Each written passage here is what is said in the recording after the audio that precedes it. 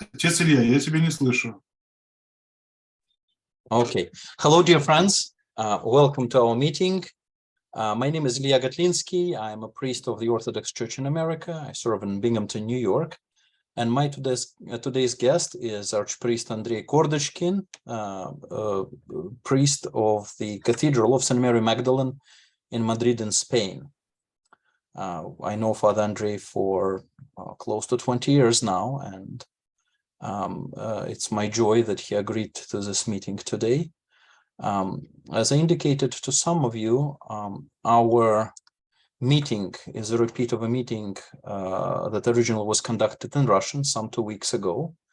But because there were many popular requests to repeat it for English-speaking public, we decided to do so, and I hope there are going to be questions at the end of Father Andrei's presentation. You are muted for now, so as not to inadvertently interrupt presentation by Father Andrei, but you are most welcome to ask questions in chat, and I'll make sure to vocalize them to Father Andrei at the end of his presentation. Of course, as you know, for nearly a year, absolutely horrendous war in Ukraine is being conducted by Russia. And unfortunately, we see the entanglement of the Russian Orthodox Church in support of war in Ukraine. And the most shocking experience on personal level, most shocking, of course, not to living outside the scope of the human tragedy and refugees and all that. I don't mean to disregard or ignore that at all. But the personal level, it struck me when some months ago, when I was traveling in Europe, I was asked to assist with hearing the confessions, and one lady who was from Russia came to me and she said that she doesn't know how to confess. And I asked what she meant by that she doesn't know how to confess, and she said, I have sinned against the church. I have sinned against what church is teaching. And I know that I'm wrong, but I could not repent in it. I was very intrigued by such an approach, and I said, what do you mean? Please talk to me. And she said, church preaches war. Church preaches in support of war. And I don't believe that's a gospel approach. And although I want to be obedient to the church, I could not agree with such preaching. It's unessential, you know, the details of what we talked thereafter. But it struck me as to how far and how bad things had to go, how far south they had to go. That person who truly reads and believes in gospel feels uncomfortable and as if to compel to repent the sins, that they choose peace of the gospel versus what church is preaching. So that gave me an idea to organize a mini seminar, a series of lectures.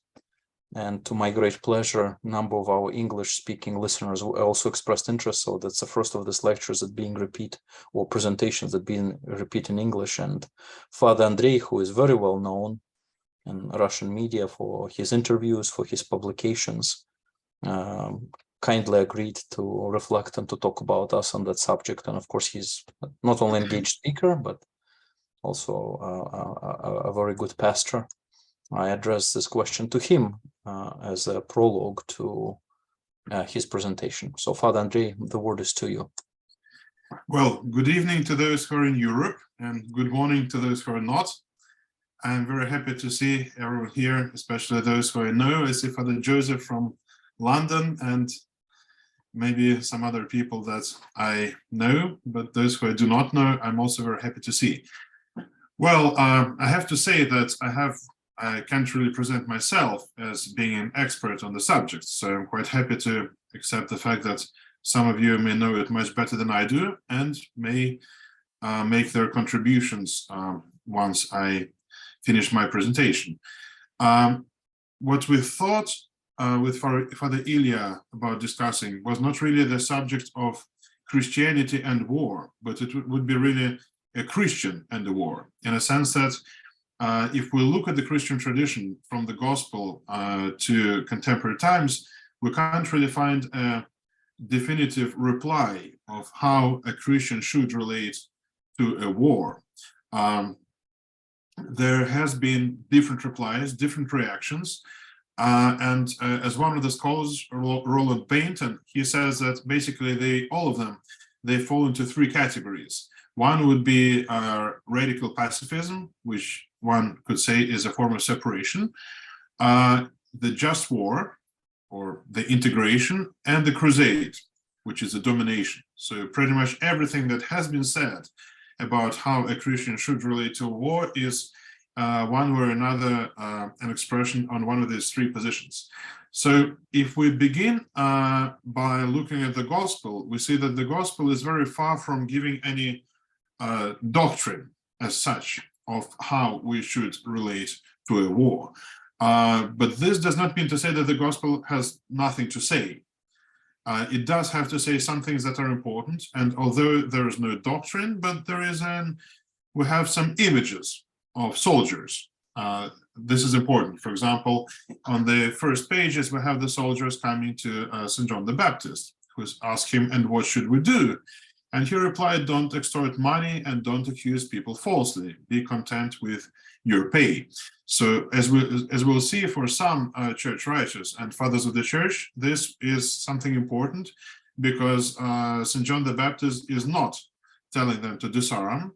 He is not telling them that being a soldier is incompatible with their faith, and therefore, as they would think, there is no incompatibility between being Christian and fighting.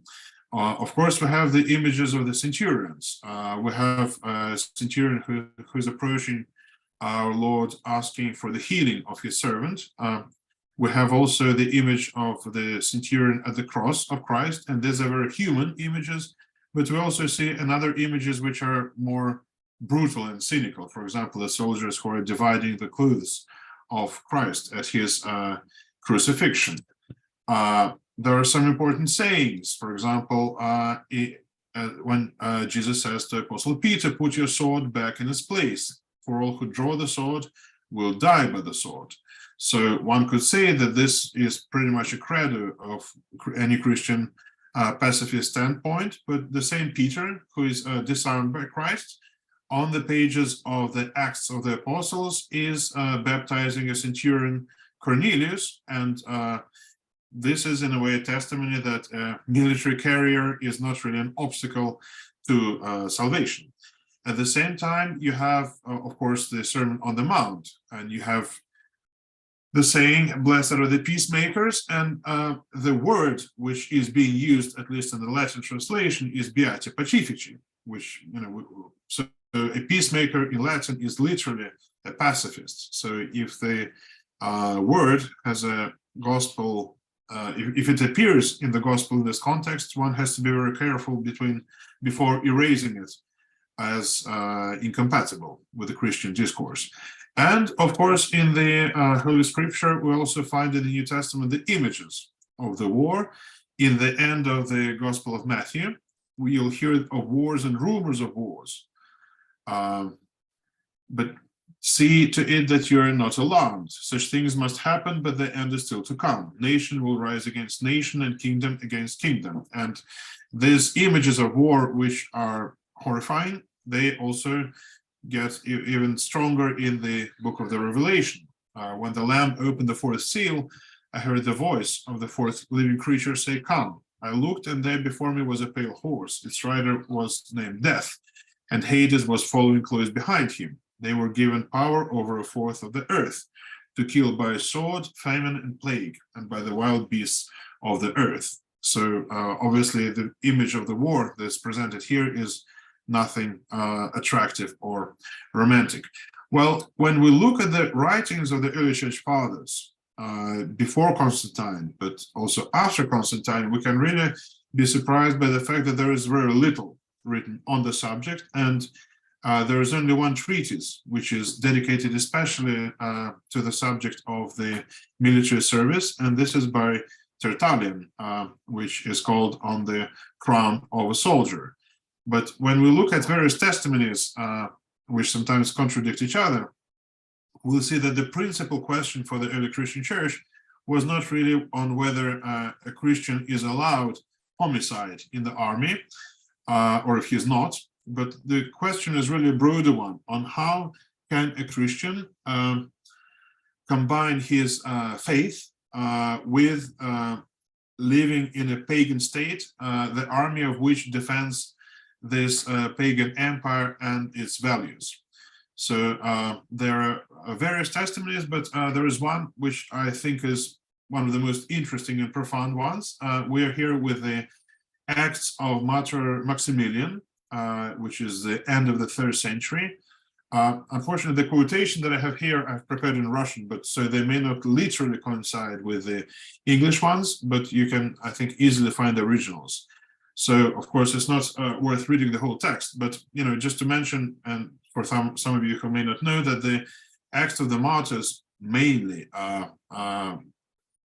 when we refer to them, these are proconsular acts. So, you know, these are protocols of the civil documents, and if they're treated as such, on the whole, they're considered to be trustworthy historical testimonies.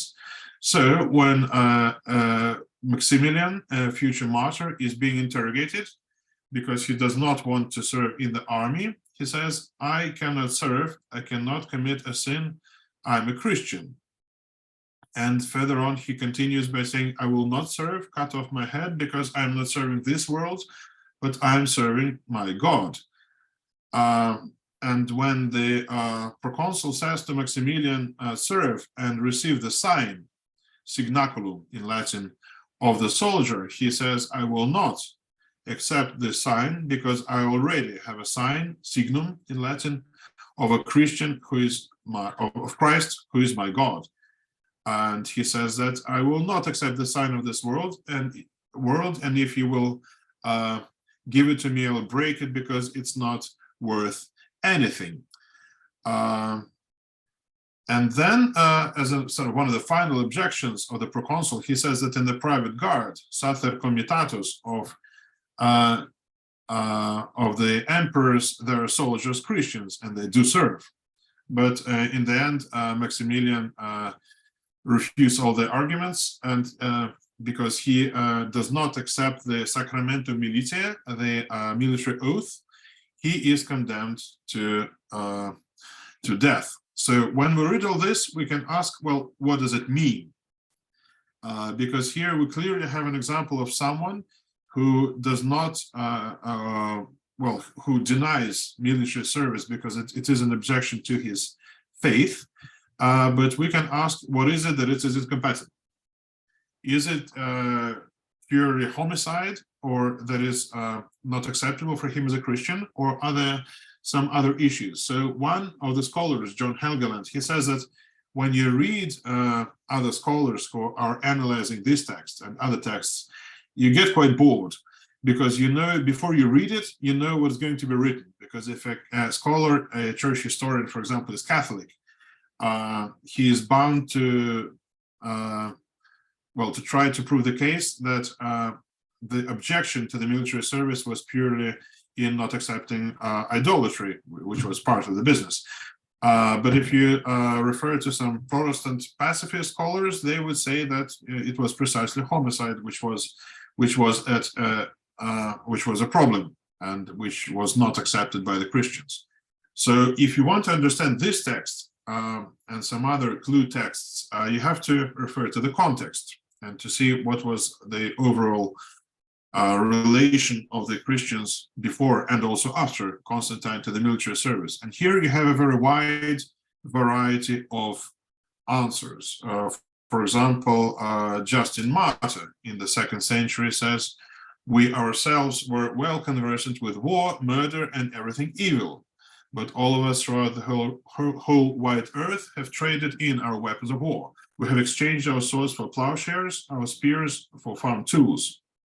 Now we cultivate the fear of God, justice, kindness, faith, and the expectation of the future given us through the crucified one."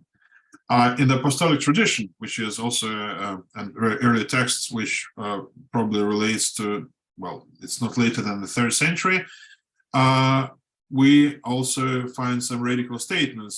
For example, it says that the catechumen or Christian who wants to become a warrior should be denied because they denied God. So something similar we'll find in the 13th canon of Hippolytus of Rome, that says that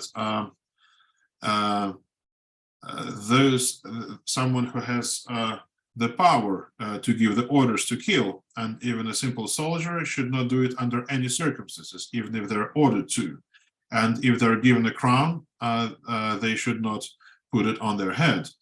But at the same time, the 14th canon of Hippolytus says that there is a Christian presence in the army, and it does imply certain punishments for them through excommunication. At the same time, for example, St. Clement of Alexandria, who writes between the 2nd and the beginning of the 3rd century, he's mentioning the army service simply as one of the many human occupations. Origen, who is not a father of the church, but nevertheless he was very influential, he treats this subject in his treatise Dialogues with Celsus in the last 7 chapters. And Origen is trying to reply to an accusation that the Christians are not loyal to the empire because they do not want to serve. So he does say that Christians are not eager and they're not ready to revenge being armed. But although it does seem to be a kind of a pacifist message, but at the same time, he's clearly speaking about, well, he's trying to defend the Christians from accusations of being disloyal to the Roman authorities, and he's trying to show them as being safe citizens. So basically, for Origen, for example, when he speaks about the Christian and the army, for him the theme of idolatry is not in the center. I think for him and for many Christians of his time, really the key issue was that the empire was a kind of a contaminated territory, and you have to be involved into it as little as possible. Well, and of course he is into Alexandrian school of exegesis, which is allegorical. So anything that we find in the Holy Scripture that refers to the war, he would interpret it in the terms of spiritual war and not in any kind of literal terms. Now, when we look at Tertullian, we can see that there is a certain dynamic in his writings. So in earlier writings, he is eager to defend the Christians, saying that we pray for every emperor and we pray for the soldiers who are bringing peace on earth. And he is also trying to defend the Christians, saying that they're not dangerous because, you know, if they would be ready to kill, they would defend their faith in an armed way. And Tertullian, as I said, he's the author of, well, as far as I know, the only treatise on the subject, which is called On the Crown of a Soldier. And it is dedicated to an example of a soldier who refused to put a crown, an award, upon his head.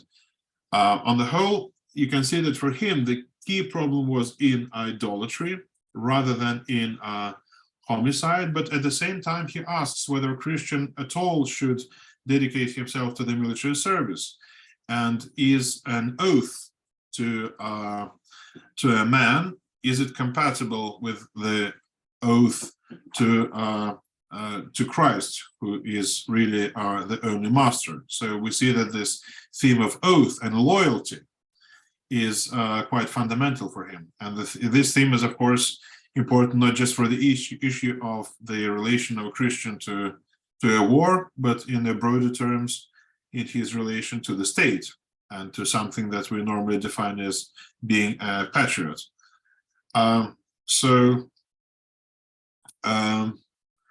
In another treatise on idolatry, he also says that although there were soldiers coming to join the Baptist and they took some form of piety, but at the same time, the Lord, having disarmed Christ, and the Lord having disarmed Peter in Gethsemane, at the same time has disarmed all of us.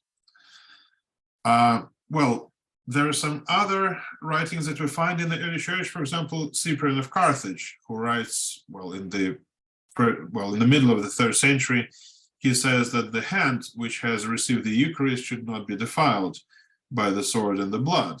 So again, one could interpret this as a pacifist message, but there are some scholars who would say that this is really has to do with the ritual prohibition of blood. Moreover, when he speaks about the sword, he doesn't necessarily speak about the army. So he can be simply speaking about kind of violence which is simply criminal. Well, in the writing of St. Athanasius of Alexandria, in the middle of the 4th century, we find another vision of the service in the army, and in his famous letter to Ammon, he says that although we are not allowed to kill, but killing enemies on the battlefield is lawful and it's worthy of award. Or in the 5th century, St. Paulinus of Nola, he says something that would contradict St. Athanasius. He would say that someone who is fighting with a sword in his hand is ministering to death.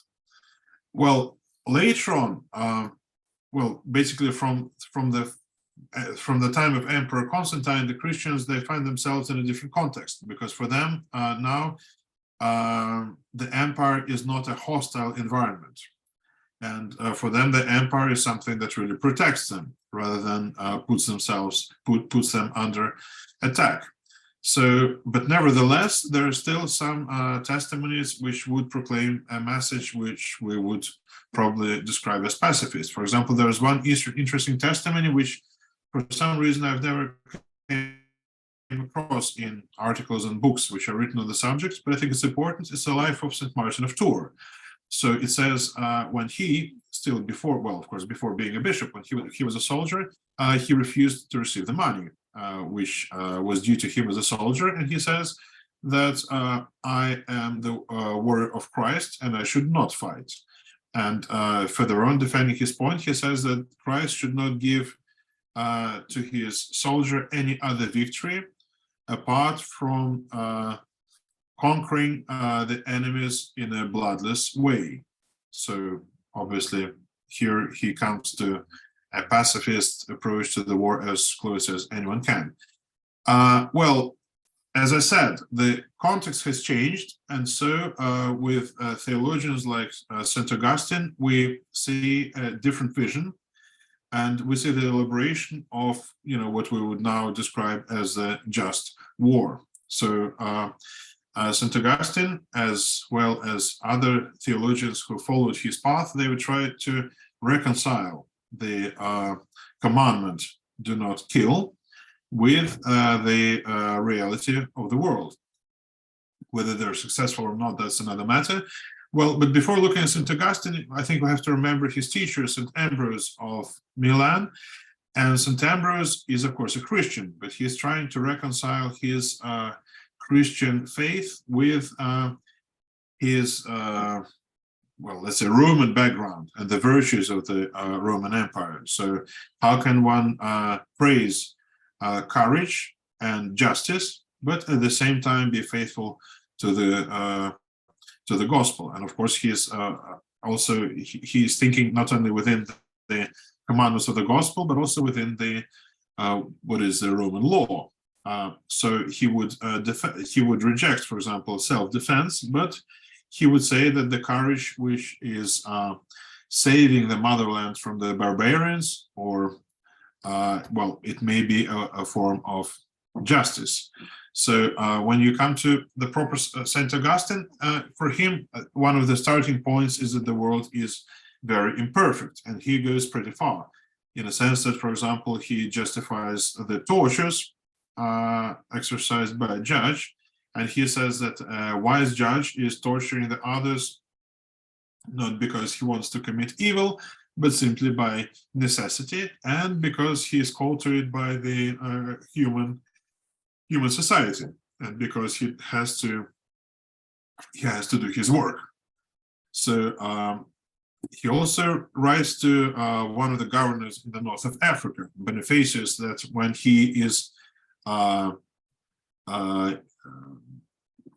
in military actions, through them, he becomes a peacemaker. So for him, one of the key values is peace, and he is trying to reconcile, in a way, a Christian ideal and the historical context in which he lives. So for him, of course, there is no contradiction between the Old Testament and the New Testament.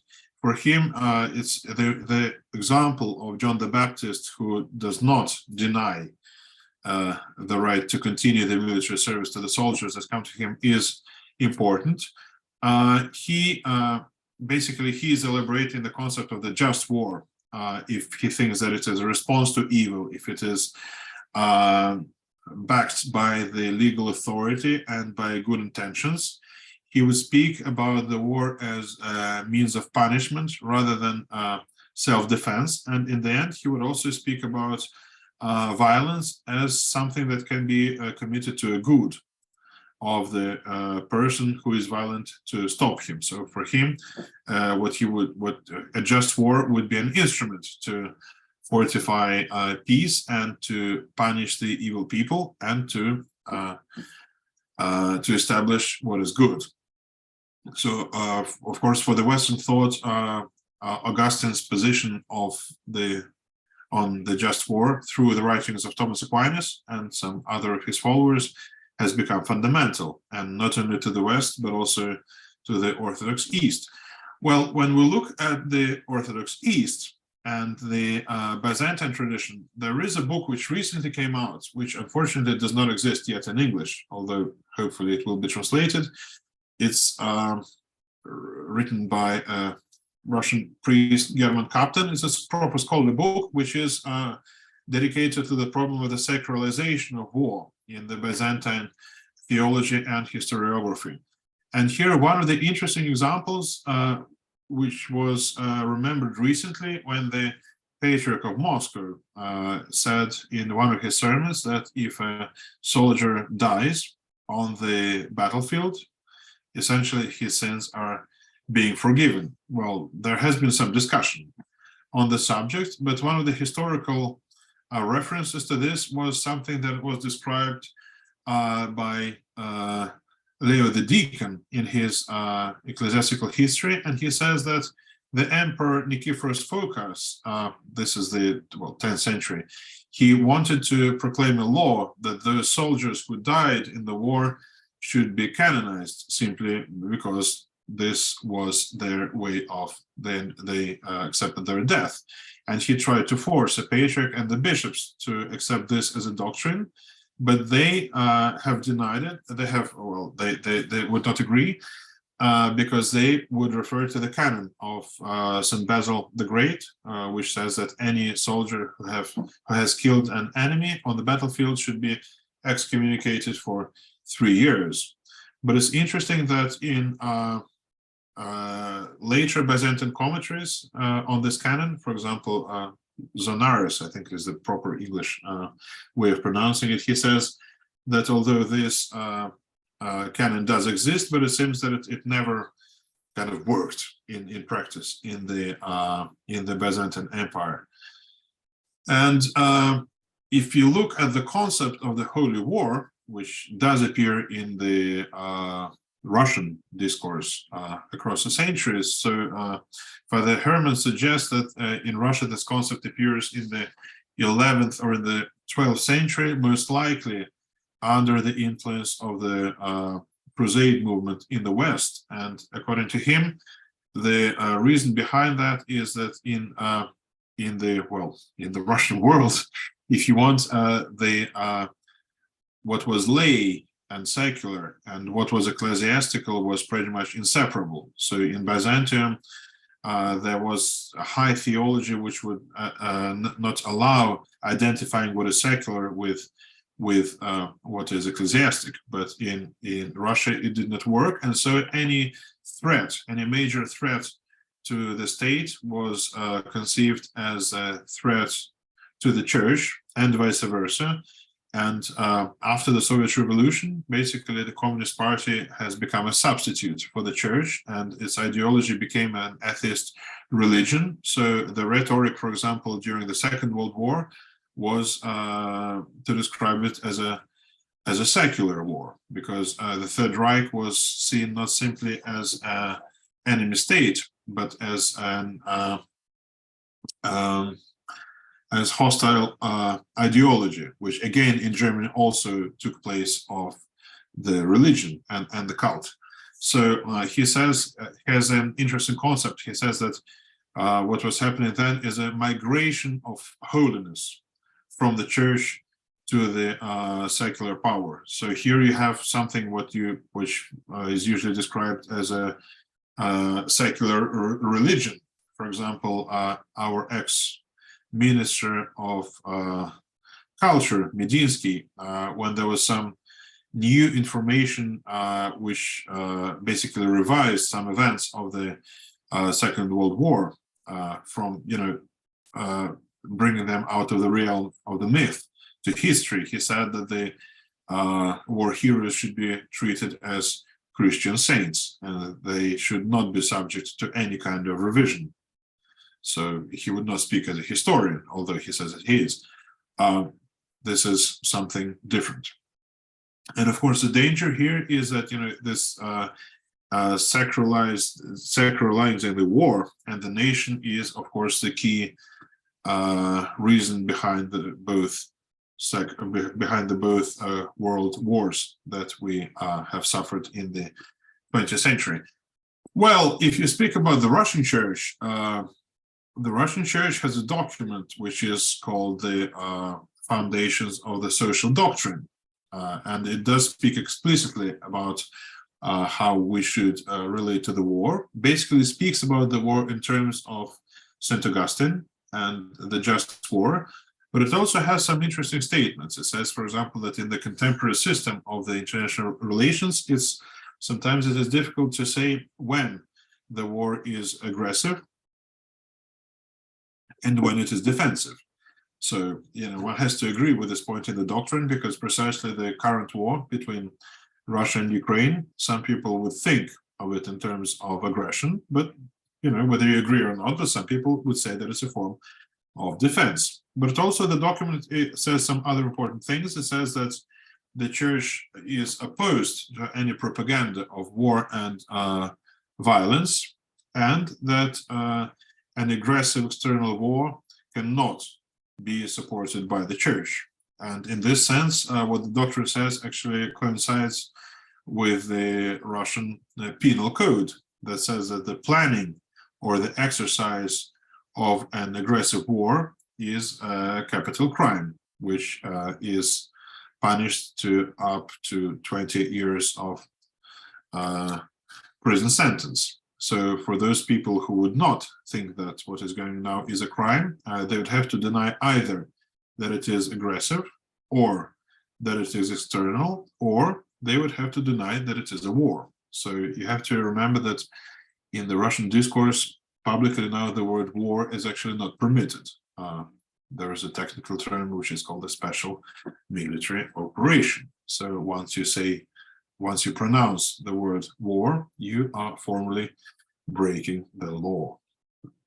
And finally, I think an important question is on the subject. Well, is the subject of the priest and the war. Does a priest have to be present at the time of war with the soldiers? Should he be there in any case, or should it be a war which is ethically justified? And basically, what is his job, and what does he have to do when he is in the midst of people who are essentially killing each other, which is what the war is really about? So, I mean, this would maybe a separate subject altogether, but I just want to recall two examples which are sort of mutually contradictory.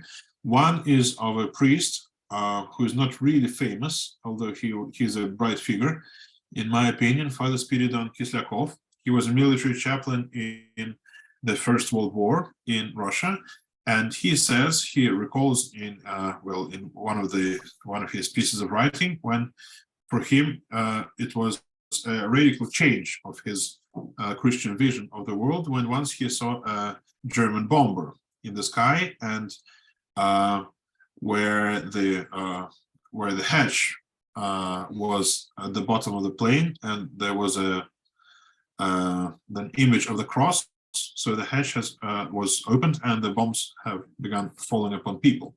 And so for him, this was the image of the cross that Constantine, according to the tradition, saw in the sky, saying that by this he will win, and this will be the sign of victory.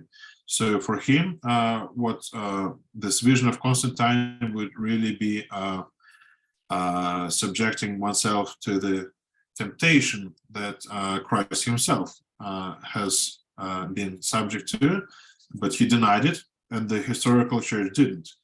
And this was basically the union with the with the earthly power and the earthly dominion of one person or people over the other. So he says that what I have done before, when I was a chaplain, when I was serving the Eucharist and giving it to the soldiers, essentially I was, because they, through receiving the Eucharist, have become the body of Christ. So I have sent Christ himself to kill and to be killed.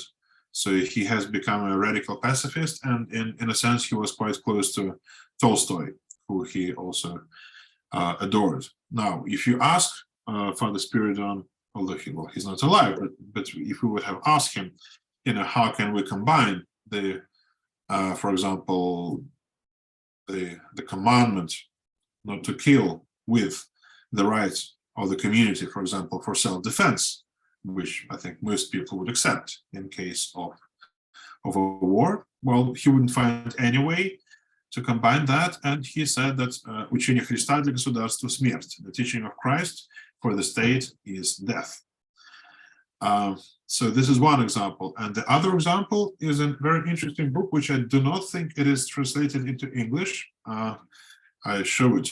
It is by an Italian priest and then a bishop called Aldo del Monte, The Cross on the Sunflowers. Well, he was a chaplain to the Italian forces in the Second World War that were in the Soviet Union, and he came with them to Stalingrad.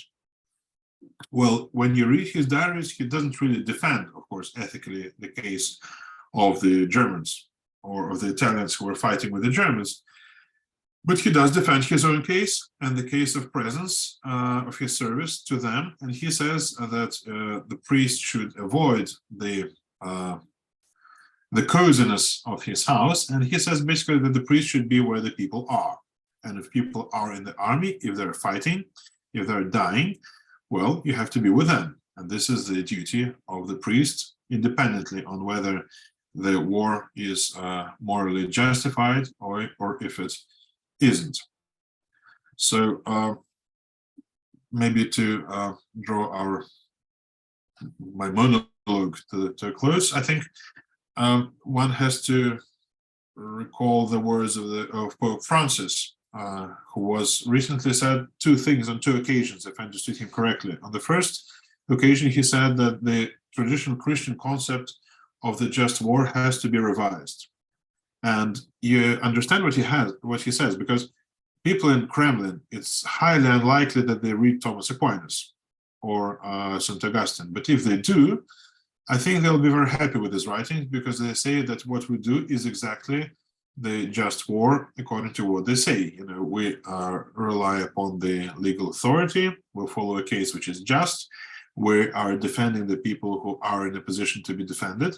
So something that, St. Augustine probably would not have thought about when he was thinking on the Christian perception of the war. This is the way it can be received and understood, independently on whether you agree or not. But on another occasion, the Pope has said that there's no such thing as just war. And this is also something that we can agree with, but nevertheless, how can one reconcile the commandment not to kill with leaving a right to to a man or to a community to self-defense? I think it is pretty much still an open question, and I think this may be the end, so that we have some time to answer the questions if there are questions. Thank you very much, Father Andrei. Well, we seem to be needing also a tiny bit of break, so questions are very lengthy. So while I am reading, you may take a little break. So 2 questions. A converted soldier like San Eustachius may also convert from his soldierhood. In that case, it's like leaving anything unchristian behind. Another point, in the Apocalypse, as in Joshua and some other descriptions, the Holy War is fought by God for people, not by people for God. This point struck me as important. There are, of course, other wars in Old Testament, but this type seems to be singled out, suggesting that whenever we assume the more makes us just, we're thereby sinning. Or am I oversimplifying? I'll just take time to read this once again. Well, what do you think, Father Ilya, while I'm reading the question? What would be your reply? Well, I'm thinking that in the Old Testament, very often the interpretation of the actions were associated with the will of God. So if there was a victory, it was the victory in the name of God. This is the very ancient concept, you know, that goes back to Egypt. The defeated ones were brought as an offering to the God who led the victory. The Pharaoh was not celebrated. For instance, in ancient Egypt, if you ever there and seeing in the monuments what is being celebrated, the victory of God that he have accomplished through his soldiers, through the hand of his soldiers. Yeah. So if as there was no religion as of yet, and any religious action was considered to be a part of daily routine, so to say, so the victory of war is essentially the victory of your God. And you didn't talk about defeat, because defeat implies that either your God is weaker or you displease God somehow. So I'm thinking. Well, I mean, when we assume, in many ways, as is not different. Says, that, you know, whenever we assume the war makes us just, I think now we're speaking about something different. We're speaking about the cases when, according to, well, to the perception of some people, the war doesn't just make us just, but it makes us holy. So, for example, in this book, which Father Herman wrote about the sacralization of war, he's speaking that, you know, the soldiers in the Byzantine tradition, you know, the soldiers, martyrs, they have not become saints through fighting, you know, so it's very hard to find in the Byzantine tradition, if I'm not mistaken, if I got him right, someone has become holy through fighting. But if you look at the Russian liturgical calendar and this tradition of, you know, праведные князья, people like, you know, Alexander Nevsky, of course, I mean, his biography can be read very differently, but on the whole, if you look across this 1,000 years of Russian history and come to the famous military church, which was built outside of Moscow, you actually can see this concept that the fighting doesn't just make us just, you know, it makes us holy. So I think this is precisely, for me, I think there's, to understand the war that we're living through, you have to see that there is a lot of religious rhetoric which is being used, and not simply by the ecclesiastical authorities, but also by the civil authorities. So I think this is really the issue. Unless I have misunderstood the question, but maybe I'd have to read it more carefully and think about it to give a more detailed answer. Now, do you want to read another question? Yes. What is the church attitude to patriotism, to any earthly homeland when in conflict with faithfulness to Christ and the heavenly homeland? Is there a difference between the Western centralized church and Orthodoxy viewing churches as local, nationally based? Well, I have written a book, which is not a scholarly book, but it's called in Russian "Kesari Kesareva," to Caesar's what is Caesar, what is Caesar's. It wasn't really my title; it was the title of the publishing house, and it was the book which was trying to reply the question on whether a Christian should be a patriot. And the thing is that patriotism has been looked at critically in the Western philosophical thought and also in the Western Christian milieu, but it has never been analyzed as such in Russia. So what I did, I don't think maybe it was not brilliant, but it was the first attempt. And of course, when you try to answer this question, you have to define what is patriotism, because there are many definitions, and it's hard to find one which would be satisfactory to everyone. But the definition that I follow in the book is that the patriotism is a loyalty to one's state.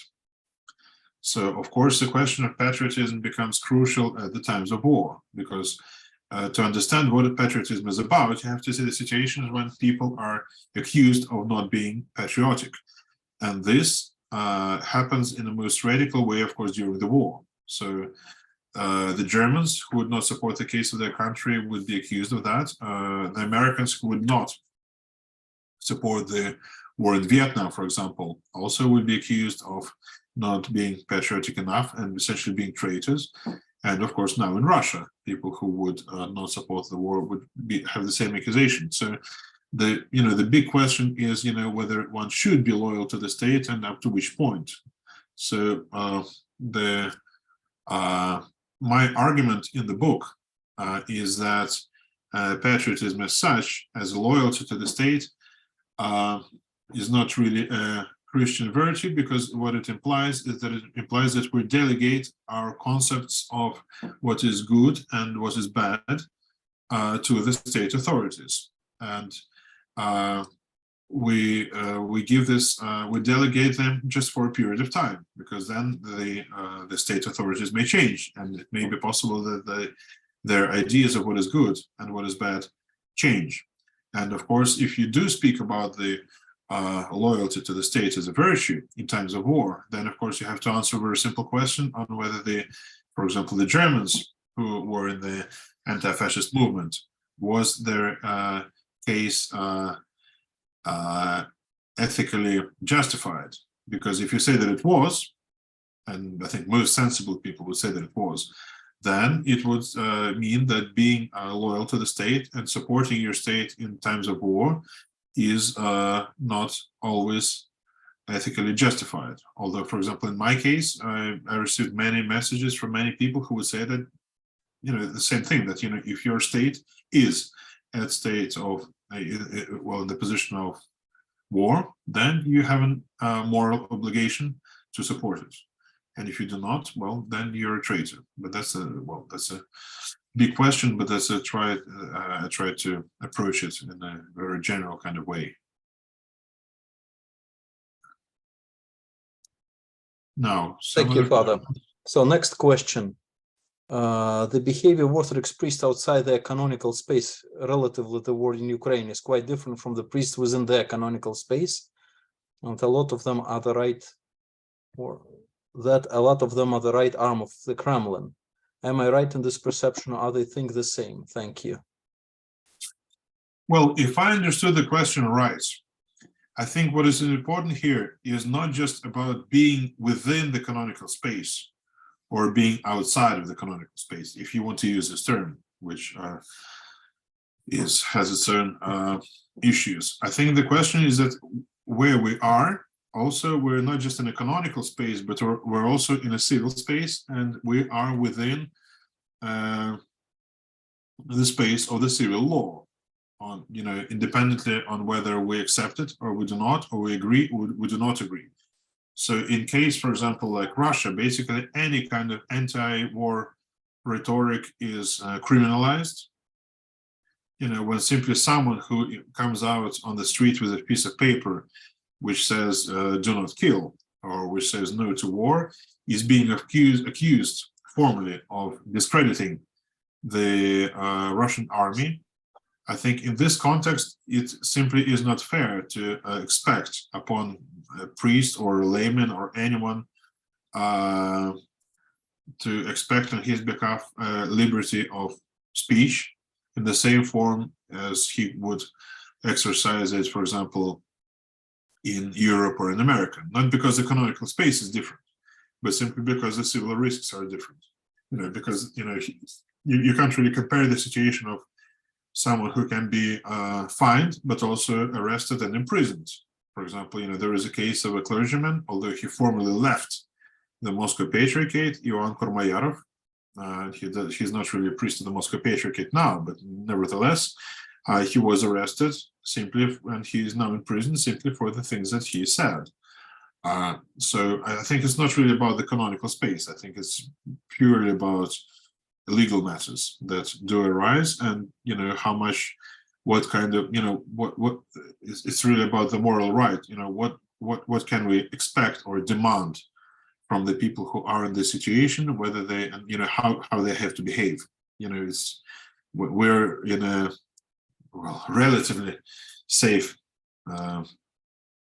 environment, so I don't think that we're really in a position to tell people who are in the environment which is not safe on, to tell them what should they do or say. But of course, but at the same time, even if they are where they are, they have a liberty at least to remain silent. So no one is forced to sacralize a war, and no one is forced to say the things that sometimes we hear and which leave us speechless. Now, Andrei, next question, and I think that you partially already answered to it. To what degree can we ascribe attitudes of clergy in Russia to misinformation, lack of news, and ignorance of the situation? I realize that suggests better information on our side. Well, I think that it's the same question you'd refer not just to the clergy. You can really, the clergy is just a part of the society, so you can relate it to anyone who is sort of pro-war in Russia. Why is it that they support it? Is it that because they don't have the correct information, or is there some other reason? Well, that's a big question, and it has more than one answer. And I think that it has many layers to it. It has of course, you have the propaganda. Of course, you have the limits of the information that people receive. But for example, some people are ready to overcome these limits. So for example, if you speak to pretty much anyone of the younger generation in Russia, he would have a VPN on his phone, or which would basically allow him to see the materials which are blocked. But you would have many people, especially of the older generation, who would not bother with VPN because they would think that the information they get is not enough. So it's not just about receiving the information, but it's also about selecting what information you want to have access to and which one you do not. So on a deeper level, on a, let's say, psychological or emotional level, I would say, I'm not an expert on the subject, but I think there are two things here. One is the relation of a man to aggressor. I'll try to explain that. When someone faces aggression, let's say in a family relationship or in some other kind of environment, the healthy way would be either to flee from it or to resist it. The unhealthy way, and this is, I think, something that every priest has seen in abusive and violent families, is that the person decides that he has to be nice with the aggressor, because this being nice is something that guarantees his safety. So in this sense, I think that people who would consciously or even unconsciously perceive the state where they live as an aggressor, for them, being nice with it is a way of making themselves safe emotionally. and psychologically. But then I think there's something else. I was recently, a few weeks ago, I was in a kind of an orphanage in Spain, and this is there were some Ukrainian children who were evacuated. And then I saw something that probably all of you, if you have seen orphan children, maybe you have seen it, that when there is someone who is nice with them or smiles to them or maybe gives some sense of protection, they're drawn to this person as a substitute of their parents. So I think the same thing works in the state, that when people are insecure, when they have this sort of also spiritually, they are orphans because they do not have the perception of God as their father. So in any figure that makes them believe that they're in danger on the one hand, and on the other hand guarantees them or promises them protection, he makes them attracted to him. So this is something that we see here as well. But then, of course, there is a spiritual explanation, and this is, here we remember Dostoevsky and the brothers Karamazov and his legend of the great inquisitor, who is actually accusing Christ of suggesting and offering liberty to the people, saying that this gift of liberty is unbearable. So I think this is really subjecting oneself to the temptation of denying the liberty and dominating the other or the others by force and by military force, because you have to see that the state now does not just use its army to on the territory of Ukraine, but you can see that it acts by terror within its own borders. So the idea is to suppress any kind of opposition, not just in a political sense, but simply, as it works in any kind of totalitarian state. So I just read yesterday that one member of the parliament suggested that those people who left Russia and oppose the policy of the state, that basically they should be executed. And they're seriously discussing, and it will probably be true, that they will be denied in their rights, including their property in Russia will be confiscated. So, of course, one of the motivations of man is obviously fear and care for one's safety. So, when people are afraid, of course, this is something that makes them supportive of the policy, which, if you abide with it, makes them safe, or they think it does.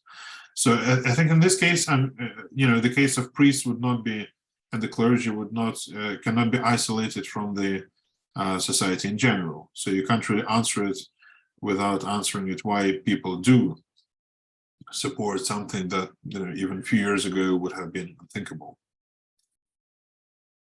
But the propaganda is important. So, for example, I have begun reading a book which is called "The Mobilized Nation" by an Oxford professor, and he says it's very interesting that when the Second World War has begun, most Germans thought that this is a defensive war, and Germany is essentially protecting itself.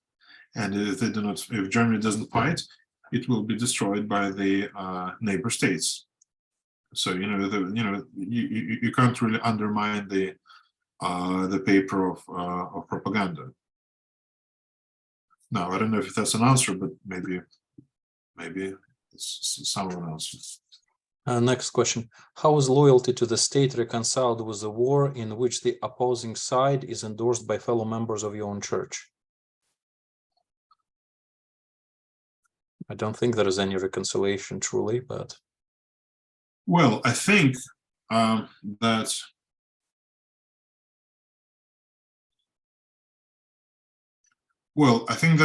we as Christians, our top priority would be not being faithful to the state, but being faithful to the church and to the teaching of Christ.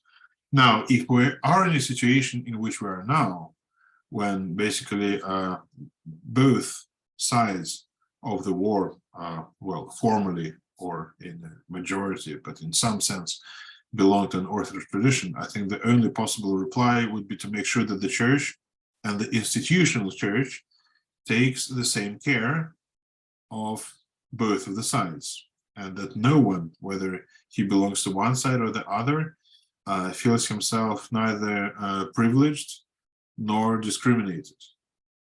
And of course, if we respond to the war by prayer, then this even those texts of the prayer that we use, or which were meant to be used by the whole church, they have to be a way that unites the church and does not divide them. So they cannot they cannot be converted into political manifestations. Because, for example, the prayer, the so-called prayer for the Holy Russia, basically it does imply certain political views that can be shared by those who read it, but they may be not. So,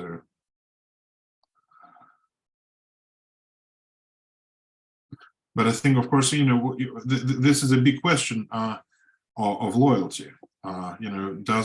To what extent should be? I mean, of course, all of us are loyal to the state in the sense that we follow some kind of rules. When you don't cross the traffic lights when you see the red light, it's also a way of loyalty to the state, because this is a rule and you follow it. But how far do you go, and when is it that you have to stop to be loyal to the state? So interestingly, even this document that I referred to, the foundation of the social doctrine of the church, it says that if the authorities forces the Orthodox Christians to actions which mean stepping away from Christ and from his church, and to the actions which are sinful and which are harmful for the soul, the church should deny the state in obedience. But although you have this paragraph, but of course the big question is, what kind of action may be considered harmful to the soul and contrary to the Christian faith. So, even regarding this war, some people would say that it is, but some people would say that it isn't. So,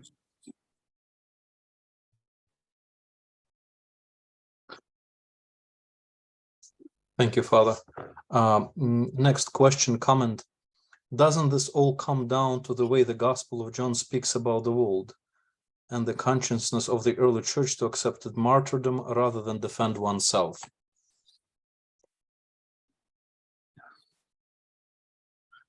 Yes, well, of course, I mean, you have a difference here between the soldier and the martyr, because, the martyr is sacrificing himself. Of course, if you look at the contemporary Russian discourse, it would use the words of the gospel that one does not have a greater love for its neighbor than if he sacrifices his life for him. Well, I mean, of course, you can accept that, and you can say that the way of martyrdom and non-resistance to evil is the only possible Christian way to the war. But then you have to address the question: what should be the, if you want to understand the present war, what should the Ukrainians do? Should they?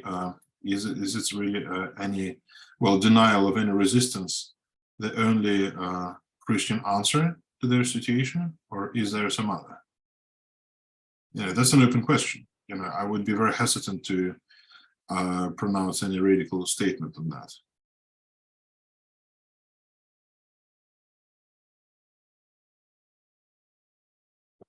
Another question. Are there any concrete religious roots or sources for Putin's statement that Orthodox Christianity is closer to Islam than Western Christianity? Don't you think it provides the basis for the concept the holy death for the faith, where it turned the term the faith is closely associated with the motherland, which is in a way similar to the concept of jihad or shahid in the Islamic fundamentalism? Yes. Well, if you speak about him, on one occasion, he said, referring to some experts in religion, as he said that in his view, Orthodoxy is closer to Islam than to Catholicism. On another occasion, speaking about global conflict, he said, and I think it was a famous saying, that if it does happen, we will die as heroes and they will just, well, wither. I mean, he used the word zdokhnut. It's a sort of strong word, which in Russian would be used for the death of animals. So you would have quite a lot of course, this is what he said is basically, I gave an interview some months ago and I said that this is a clear testimony that in his visions, he is more, he's closer to a Shahid than to, let's say, St. Francis of Assisi, because of course, the martyr sacrifices himself, but, he is speaking about sacrificing the other. I think that also we're speaking about something that, what's the function of the leader of the state? Who is the president? I mean, is he just a state functionary, or is it something greater? Is he a kind of an Ayatollah who has his proper authority to speak about religious matters, and the church is there just to transmit his vision? So speaking about what are the concrete religious roots or sources, well, there are some. I mean, there are some saints, and there is a sort of vision of state, which maybe is closer to Iran rather than anything else, that that you can cite as sources for that help us to understand what is happening.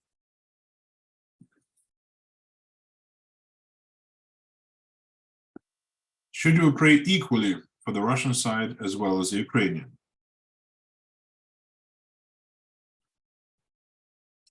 Well, I do think that the prayer of the church should be for peace.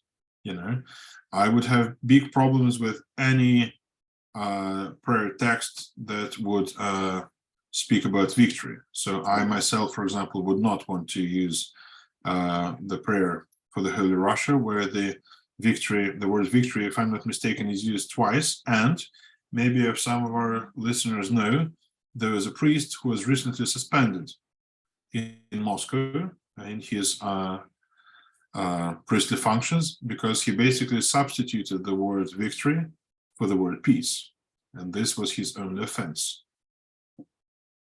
So I don't think that we should, I mean, of course, I'm speaking from the place where I am. I wouldn't want to teach the Ukrainians who are under bombs to say what they should or they should not pray for. But I think that in the end, I would agree with the Pope Francis, to say that there is no holy war, there is only holy peace. But this does not necessarily being completely neutral. But peace is the only way of to stop to finish the homicide. But how do you come to it, and what are the means of reaching it? That's a big question. Pray for the end of the invasion of Ukraine. Well, yes, of course. That's the only solution.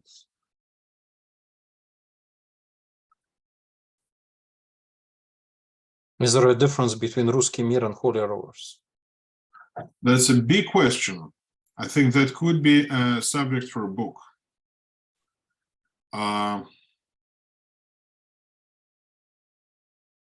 Well, depends who you ask. For some people, maybe there would be no difference between the two.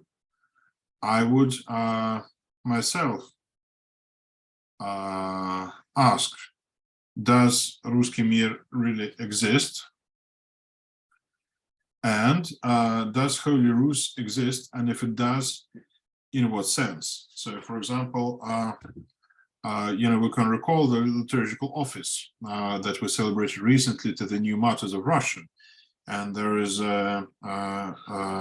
there are words in the office that say, Русь святая, храни веру православную. Holy Russia, vouchsafe the Orthodox faith. And these are the words written by Bishop Afanasi, who spent some, if I'm not mistaken, almost 30 years in imprisoned and in exiles. And he is writing these words, if I'm not mistaken, at the time of Khrushchev. You know, when speaking about Holy Russia is difficult, to say the least.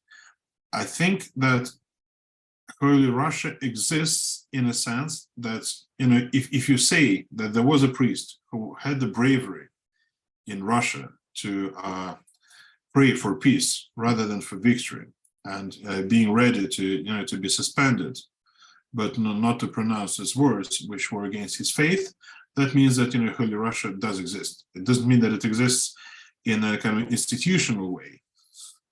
Definitely it doesn't.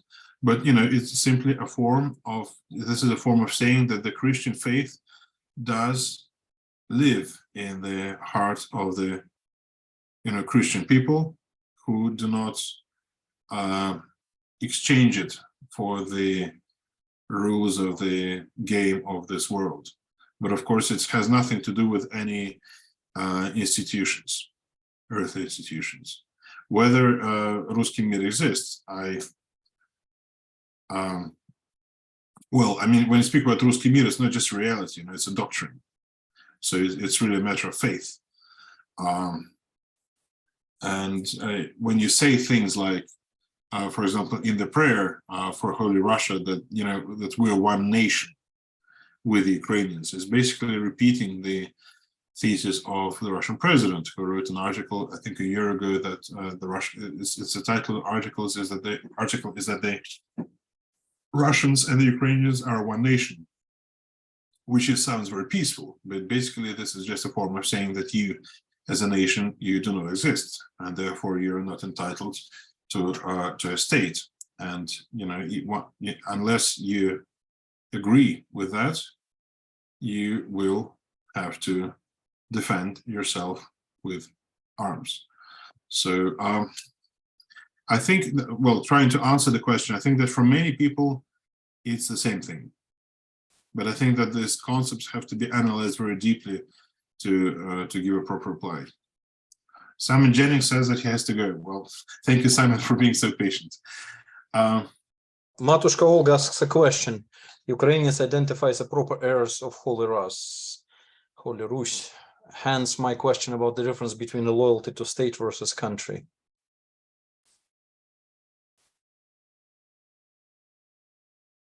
Loyalty to state versus country. What's the difference between the state and the country? I mean, I don't really. Regarding patriotism. You know, I don't want to, I mean, I'm not really impressed by the language when people declare themselves to be the heirs of someone. You know, the heirs of Kiev, the heirs of, you know, the whole rhetoric of Third Rome and all that kind of thing. I think it's just, you know, a way of, you know, adding values to one's existence. You know, I don't think that we are heirs to Holy Rus or to Prince Vladimir simply by our blood or by our geography or by the color of our passport. You know, you can remember, for example, the story of the children of Saint Vladimir, Boris and Gleb, who were killed because they did not want to engage into a conflict with their brother. So I think that if we want to ask a question, you know, who are we heirs to? You know, then it doesn't really depend upon our geography or the languages that we speak. It depends on our mentality.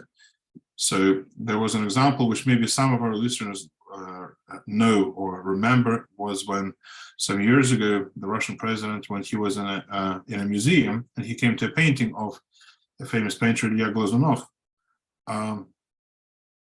and he came to the images of Boris and Gleb, and he asked the painter, well, are these those people who were just lying on the floor and waiting to be killed? And this is, of course, not an example that we can follow. Now, I must have difficulties with answering the question or understanding it. Culturally, people keep talking about heritage. There's a question of identity, самосознание.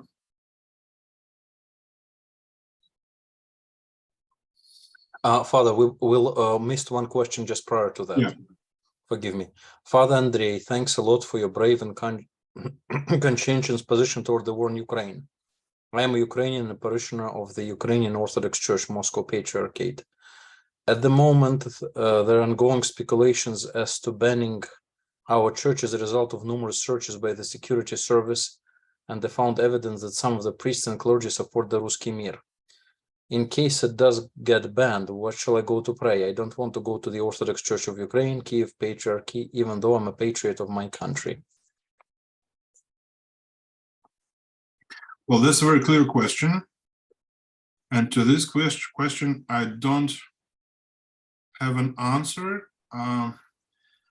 I think we have to see how the situation will develop, but it's very hard for me to imagine. I mean, I may be wrong, I may be mistaken, but it's very hard to imagine the most numerous, let's say, well, speaking in that kind of language, religious institution in the country being totally banned. I mean, of course, it will be a grave mistake on behalf of the Ukrainian authorities, because this would really be facing, well, apart from being in a state of war, opening an inner conflict, which is, the last thing that, one would want to do in this situation. This would be very unreasonable. This would be a grave mistake. And I just simply want to hope that this will not happen.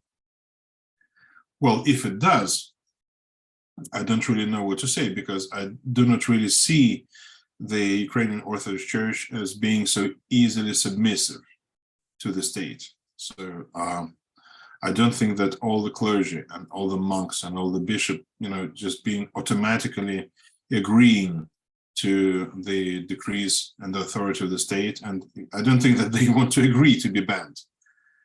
I think this is not really, I mean, well, I may be mistaken, but I just think that I hope that this just doesn't happen. If it does, then we'll have to face the question. We'll have to see how things work. But I just simply want to express my hope that it doesn't.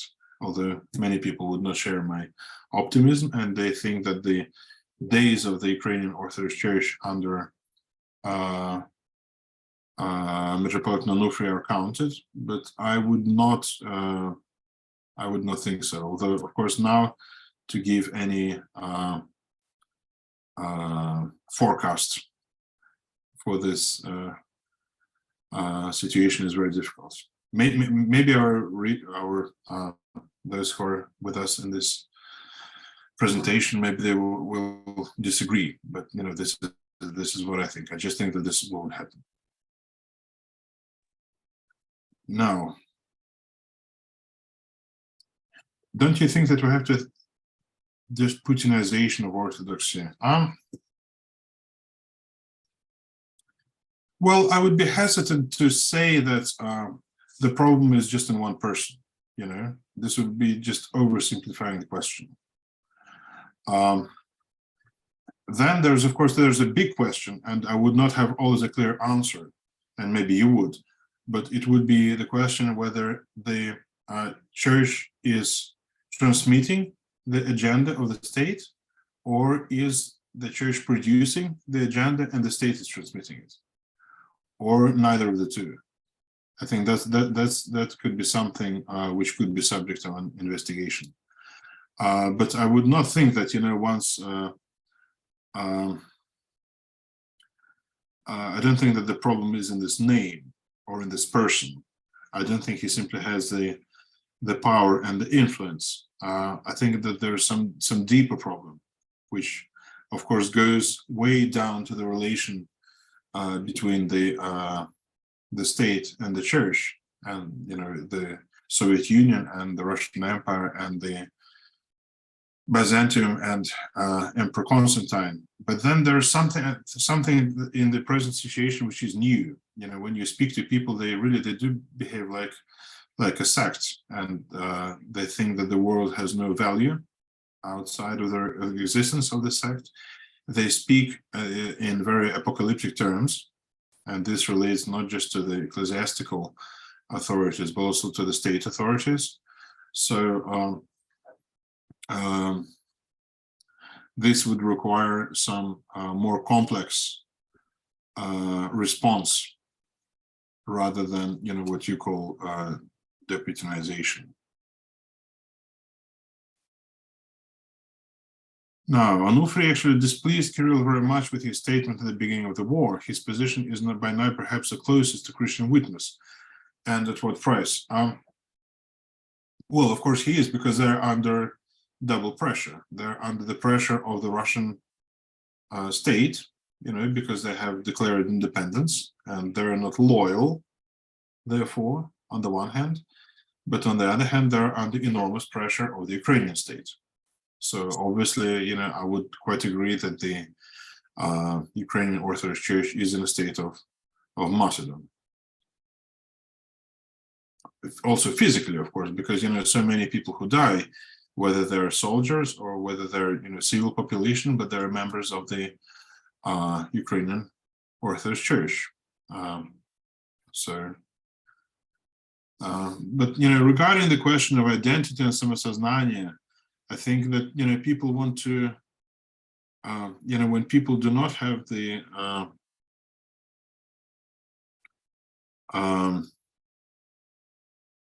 force of, identifying themselves, by who they are, they have to hide behind this sort of collective identities, I mean, it's normal that, we say we, and there is some kind of collective identity, whether it's religious or national or some other. But, I think the difficulty here is that, when people sometimes have difficulties of, saying I and myself. And of course, there are a lot of anachronism. I mean, you speak about the contemporary Ukraine saying that they're the heirs of Kiev and Rus. But for example, I remember in London, in Holland Park, if I'm not mistaken, there is a monument to Prince Vladimir, and it says that it was erected as a, it's a monument to the Ukrainian Prince Vladimir on the occasion of the millennium of baptism of Ukraine. Now, how does that work? I mean, of course, I mean, it's a pure anachronism because then Ukraine didn't exist in the 10th century, neither did Russia, nor did the Soviet Union.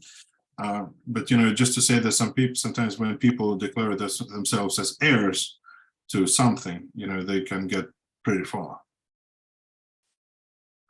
Thank you, Father Andrei. Maybe time for last couple of questions and we'll be wrapping up. There is a symphony between the church and the state. Well, I think that a symphony is a myth. As was seen from Emperor Justinian onwards, it's really a myth. It was really the state the church, which was in a position. It wasn't really even in a position of submission to the state. It's simply the church as entity simply, did not exist, neither in the Byzantine Empire nor in the Russian Empire, and even when it formally received its existence after the Communist Revolution, but nevertheless, it was used as an instrument by the secular authorities. So I think that the symphony is really a myth, and it has never existed, and it never will. Patriotism as compatible with Christianity. Well, as I said, I do not think that patriotism as such, as a form of loyalty to the state, is a Christian virtue. But you have to be careful here with the definitions of patriotism, because there is more than one. So, the one that I follow is loyalty to the state. And I think that, reasonably, in a reasonable kind of expression and way, it can be a virtue, because, when we support the laws of the state which are reasonable, which are, this was, for example, would be the reply of Martin Luther King, when people ask him, whether people should obey the laws or they shouldn't. Well, he would say that the law which is protecting the human freedom and the human dignity and the human safety, it should be followed. And while we follow those rules, we can say that we are patriots, and actually we should follow them. Even also as being Christians. But of course, when the laws or when the expectations of the state go against what we believe and our Christian faith, of course, this is simply a question of priorities. So in this sense, this sort of absolute patriotism can never be a Christian virtue, because within this framework, we simply substitute one Lord for another. So this is something that for many Christians today would be more difficult to understand. But if you look at the gospel, why it was so provocative, there's this very profound and powerful image for those who lived in ancient monarchies of Christ as king, which does appear in the beginning of the gospel and the end of the gospel. So if you do recognize Christ as king, and you do when you're being baptized by yourself or by your godparents, then it means that no one no earthly authority can be absolute for you if you're a Christian. So but at the same time, the real difficulty arises when the earthly lords and kings and Caesars require not simply abiding by reasonable laws, but if they require absolute obedience. And this is when Christians have difficulty. I think very nice comment. Is patriotism to the country, people a form of love of neighbor, not submission to the Lord? Love of neighbor.